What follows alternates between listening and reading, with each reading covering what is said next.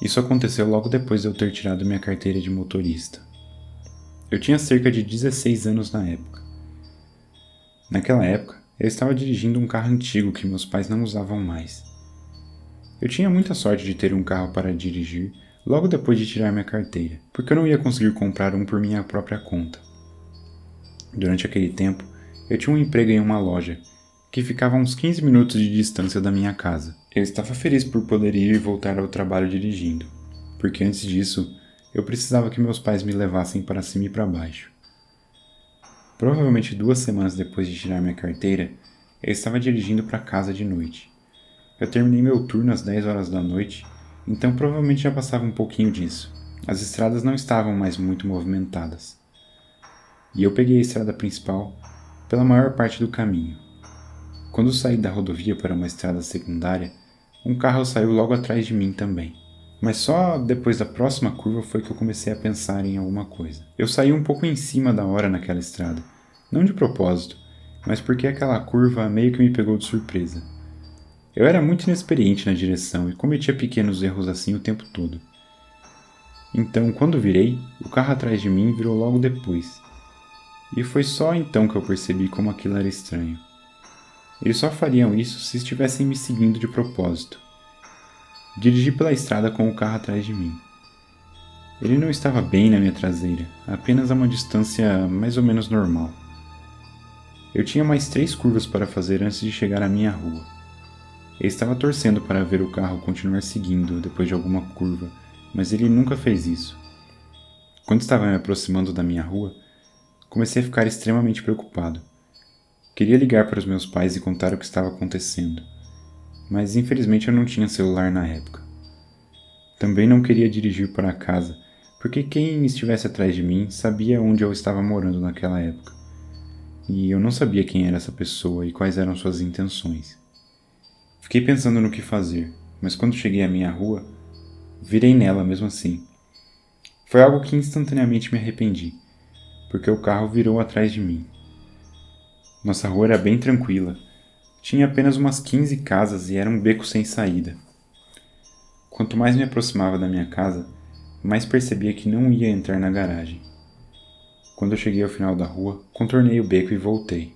O carro atrás de mim continuou me seguindo, como tinha feito o tempo todo até então. Depois de sair da minha rua e voltar para uma estrada um pouco mais movimentada, percebi que precisava pensar em algo. Dirigi por um trecho dessa estrada por um tempo e então decidi que iria para uma área mais movimentada. A área onde ficava minha casa era bem tranquila. Havia muitos espaços vazios e não tantos negócios ou pessoas andando pela rua. Eu comecei a me dirigir de volta para o meu trabalho. Eu não sabia exatamente para onde estava indo, mas só queria chegar a uma área com mais gente. Me sentiria mais seguro com mais pessoas por perto. Talvez eu dirigisse até a cidade, mas certamente não pararia em nenhum lugar perto da minha casa.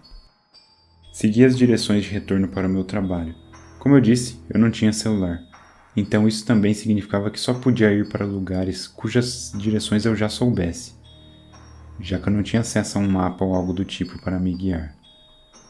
Lembro que voltei até o meu trabalho e depois entrei no estacionamento. Era um centrinho comercial com várias lojas.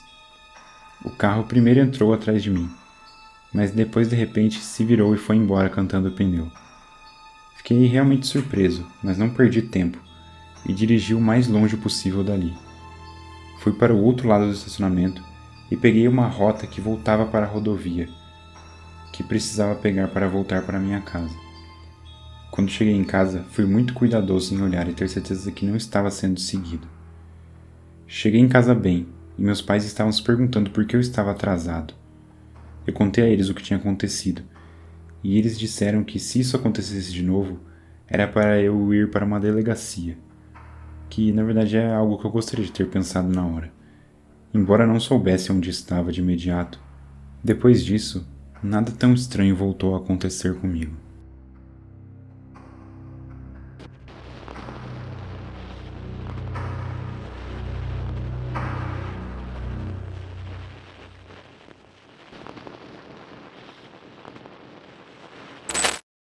Eu estava voltando para a casa do trabalho em uma noite fria e chuvosa.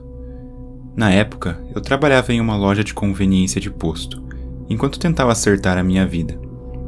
Eu nem tinha carro, mas fazia o que era preciso para sobreviver. Na maioria das vezes, um amigo ou membro da família que podia me buscava no trabalho, mas eu não ficava muito preocupado quando precisava caminhar para casa, pois era cerca de 20 minutos a pé até meu apartamento. Se eu fosse devagar, talvez 15 minutos se eu caminhasse rápido e de forma constante. Sou de uma cidade bem grande e, como muitos de vocês provavelmente sabem, certas áreas das grandes cidades podem ser incrivelmente perigosas. Para chegar em casa, eu costumava pegar um atalho por um bairro bem suspeito. Arriscado, sim, mas levava cerca da metade do tempo que eu levaria se eu fosse pelo caminho mais longo, o que eu realmente não estava disposto a fazer. A minha cidade era quase que inteira perigosa, então eu não achava que isso fazia tanta diferença.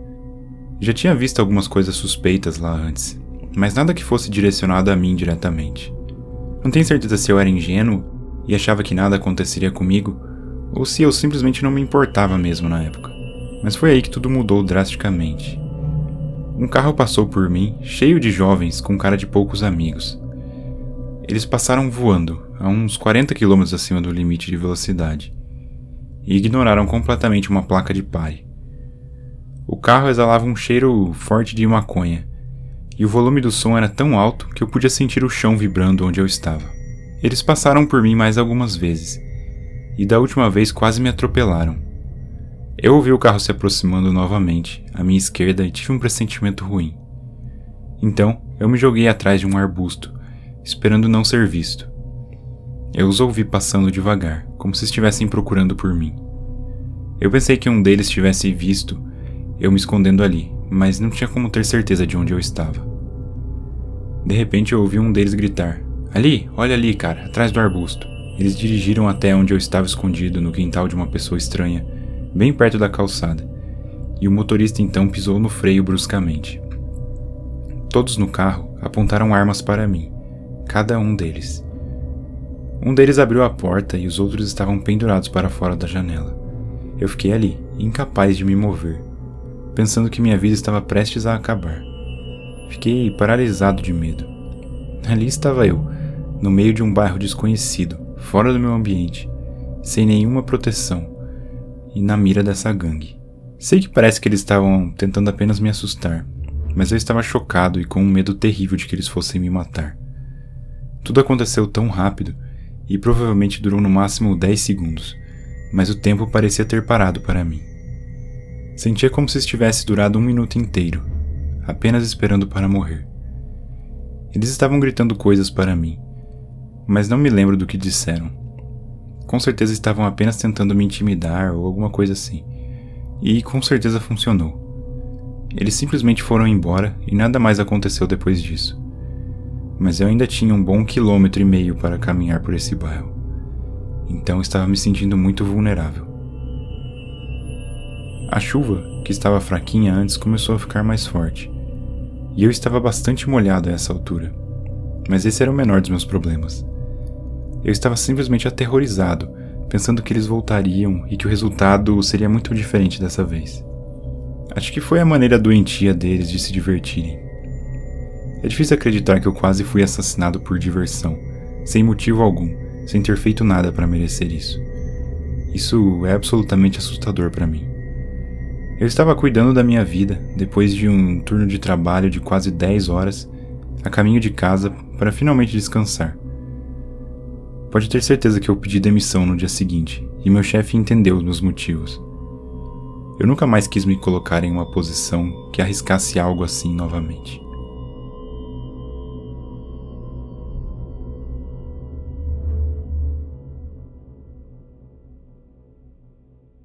Há alguns anos, minha família e eu estávamos empolgados para assistir a um jogo de futebol. O estádio estava completamente agitado, tomado de expectativa, enquanto os fãs inundavam a arena. Estava tão lotado que eu comecei a me sentir um pouco claustrofóbico. No entanto, eu não pude deixar de sentir uma onda de emoção ao nos acomodarmos em nossos assentos, prontos para ver a partida. Enquanto o jogo começava, o ruído da multidão ecoava por todo o estádio. As pessoas aplaudiam e gritavam com entusiasmo. A atmosfera era quase elétrica. e eu não pude evitar de me contagiar com a empolgação. No meio dessa multidão de torcedores animados, havia um homem que chamou minha atenção. Um estranho, misterioso, sentado algumas fileiras à nossa frente. Ele se misturava na multidão, vestido casualmente com um jeans e um moletom desgastado do time. Mas havia algo em sua postura, que parecia estranho, um certo ar de imprevisibilidade. Enquanto todos ao seu redor explodiam de alegria a cada chute ou passe, o estranho permanecia impassível, como se não se importasse com o jogo. Parecia estar sozinho e dava uma sensação meio sinistra, para ser honesto. Eu não conseguia deixar de me perguntar quais pensamentos corriam por sua mente. Minha curiosidade me dominou e eu me inclinei para o meu irmão mais velho, sussurrando para ele. Ei, você tá vendo aquele cara? Ele está sentado assim o jogo inteiro. Meu irmão olhou na direção do estranho e apenas deu de ombros. Talvez ele esteja realmente focado no jogo. Algumas pessoas não expressam sua empolgação tão alto quanto as outras, ele disse. Eu concordei, aceitando a explicação do meu irmão. Mas não consegui me livrar do desconforto que a presença daquele estranho me causou. Conforme o jogo progredia, o time da casa começou a perder, e a empolgação da torcida começou a diminuir, sendo substituída por uma frustração e desapontamento. Mas eu ainda estava completamente intrigado com aquele cara estranho. Enquanto outros vaiavam e expressavam seu descontentamento, ele parecia tranquilo. Seu rosto estava pálido e suas emoções me lembravam um robô sem vida. Na última parte do jogo, o time da casa estava atrás no placar. E então algo estranho aconteceu. O cara esquisito colocou a mão no bolso e tirou um pequeno caderno. Ele começou a folhear as páginas e a traçar com os dedos sobre o papel. Eu não tinha certeza do que ele estava fazendo. Então, ele tirou um canivete do bolso e começou a entalhar no caderno. Meu coração batia forte no peito, enquanto o time fazia uma impressionante volta por cima. Tentei não prestar muita atenção ao homem, e o jogo logo chegou ao fim. Eu me levantei para usar o banheiro, rapidamente antes que o jogo terminasse, e para que eu não precisasse lidar com a multidão de pessoas que iam deixar o estádio ao mesmo tempo. Eu já tinha cometido esse erro antes. Assim que me levantei e comecei a subir os degraus, notei que o homem girou o corpo em 180 graus e me olhou. Ele então se levantou também e começou a me seguir. Naquele momento eu provavelmente deveria ter voltado e contado ao meu pai, mas minha teimosia me fez decidir em contrário a isso. Por que eu não fiz isso, eu não saberia dizer. Eu entrei no banheiro e o homem continuou atrás de mim. Pensei que nada de ruim aconteceria, porque estávamos em um estádio lotado de futebol e provavelmente o banheiro estaria lotado, né? Errado. A única outra pessoa lá dentro era um menino pequeno que saiu correndo assim que eu entrei. Agora era só eu e aquele estranho. Fui até o mictório e fiz minhas necessidades, mas eu podia sentir o homem me observando por trás. Eu estava completamente assustado por dentro, mas tentava manter a compostura. Não queria que ele pensasse que eu estava com medo. Me virei, nem me preocupei em lavar as mãos, para ser sincero. Ele estava lá parado, bloqueando a porta de saída com um sorriso sinistro. Parei no meio do caminho. Ei, colega, você quer me ajudar por R$25? Vai levar só alguns minutos, disse ele enquanto segurava a sua área genital. Foi exatamente nesse momento em que eu corri em direção à saída, nem me importando se ele tentaria me pegar. Era a minha última tentativa desesperada de sumir dali. Vale ressaltar que eu tinha apenas uns 15 anos na época, e era muito fraco, pois acabara de entrar na puberdade, e era considerado pequeno mesmo para a minha idade. Ele tentou me atacar com o mesmo canivete que vi ele usando no caderno antes. Por sorte, ele não conseguiu me pegar, e errou completamente enquanto eu desviava dele. Eu o acertei com o ombro em um golpe baixo, essencialmente fazendo um movimento de esquiva para sair de lá. Corri de volta para onde meu pai estava sentado para contar a ele o que aconteceu. Mas o homem já tinha ido embora e sumido. Infelizmente, ainda tive mais um encontro com ele. Enquanto todos estávamos andando em direção à saída, eu vi o homem, e comecei a correr e gritar, dizendo que era ele que tinha tentado me matar no banheiro. Mas ninguém fez nada para impedir o homem enquanto ele fugia. Infelizmente. Na verdade, eu não posso culpá-los, pois todos provavelmente estavam muito confusos. Eu contei à minha família sobre o que aconteceu e meu pai chamou a polícia. Eles não puderam fazer muito porque as câmeras do local não conseguiram identificar o homem o suficiente para ter certeza de um suspeito. Mais tarde naquela noite, eu não conseguia dormir de jeito nenhum, o que era muito incomum. Então, eu me virei na cama e olhei para a janela, tentando me acomodar para ficar mais confortável. Foi aí que eu percebi uma sombra escura, uma silhueta na janela. Eu pulei da cama e corri gritando para minha família acordar. Meu pai verificou toda a casa, e até do lado de fora onde eu tinha visto a silhueta. Mas não havia nada lá. Eu estou dizendo a vocês agora que eu não estava dormindo, e definitivamente não estava sonhando. Posso entender que ninguém acredita na minha história até agora. E isso me desanima, especialmente porque eu fico acordado a maior parte das noites, esperando que aquele homem volte. Até onde eu sei, ele nunca voltou, mas isso não significa que ele não voltará no futuro. Já se passaram anos, e eu não acredito que tenha havido uma única noite em que eu pelo menos não pense sobre esse homem. Isso aconteceu em 2004, quando eu tinha 14 anos. Eu sou uma mulher, aliás. Na época, eu estava na fase gótica da minha vida e costumava sair toda semana para o centro da cidade, que era onde todos os jovens góticos costumavam se encontrar. Para ir ao centro da cidade, eu precisava pegar um ônibus de casa até lá. Era um sábado e não me lembro se já era inverno ou se eu fiquei fora um pouco mais tarde do que o normal naquele dia. Mas estava muito escuro quando eu peguei o ônibus de volta para casa. Enquanto estava no ônibus, percebi que precisava pegar algo na loja de conveniência antes de chegar em casa. Então, decidi descer do ônibus uma parada antes do meu ponto habitual. A loja ficava a apenas uns 7 minutos a pé da minha casa. Só para explicar um pouco sobre a área, o local onde fica a minha casa é um bairro tranquilo e de classe média. Mas se você caminhar apenas alguns minutos pela rua, vai se encontrar em uma área um pouco mais complicada. A loja ficava nessa área mais problemática. Então, eu desci do ônibus e atravessei a rua para ir à loja. Sempre me senti um pouco insegura quando estava nessa área mais complicada, especialmente vestida com minhas roupas e maquiagem de gótica. Porque a área mais complicada era onde todos os funkeiros da cidade moravam. E, sendo uma pessoa gótica, eu era como um alvo ambulante para eles ficarem zoando. Enquanto caminhava em direção à loja, tive uma sensação de apreensão e percebi um cara parado do lado de fora, encostado na parede, olhando fixamente para mim. Me senti desconfortável, mas pensei que o cara poderia apenas estar pensando em gritar ou me insultar de alguma forma, como eles costumavam fazer. No entanto, ele não fez isso.